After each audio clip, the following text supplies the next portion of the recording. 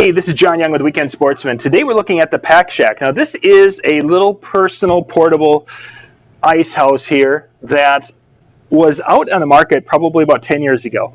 And this is actually one that I bought and I haven't used too terribly much, and I wanted to go and use it again this year, but there was a problem. Now I'm going to take you and show you what that problem was.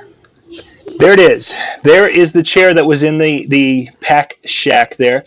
All of the little plastic pieces here just crumbled away, and that's been a big complaint on this particular unit. It seems that when you look at it, that the people who used it for about 2 years, those broke.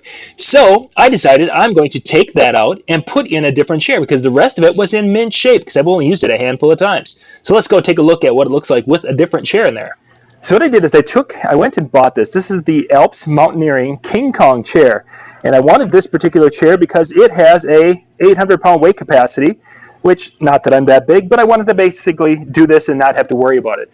So what you ended up having to do, well, first off, take a look. These have got real feet on it, and they're larger, much more durable than the others. And then the connection spots, there's 4 spots it connects. These little pieces slide into the end of the handles, and then I'm going to see if I can tip this up. Right back there's a little piece of strapping that was held onto the other chair with a screw.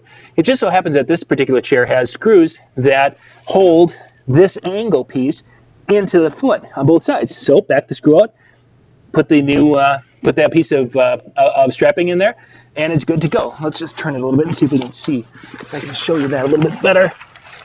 There you go. There you have a view of the strapping, and it's in there under that screw head right there. Just back the screw out. I just was very careful not to move anything. Put the strapping through the screw through the strapping and put it in there, and it's worked really quite well. Now the biggest problem was the handle. The handle on the other chair had an opening, and it was all stitched and such. So I took my little utility knife and cut this open, and then you've got to slide this back. Let me just try to do this here. You have to slide this back because there's a little bolt that has to, this is kind of tough to do. There it is. I had to drill out that hole about a ½ an inch in, all the way through, and then that's what the bolt went through to hold the chair on. So now I have a nice heavy-duty chair with better feet on it than I had before, and I'm going to sit here and be able to pull this up and over. So here I am inside the Pack Shack. I've got some nice space here. Of course, that would be flipped out instead of in if I wanted to use it, or I could use it to put something on to hold the thing down, depending upon how I wanted to deal with that. But I've got some decent space here. I've got to zip up the sides, but I'm indoors right now. It's a little warm. And I'm good to go. It's the chair. It's mounted to the chair securely.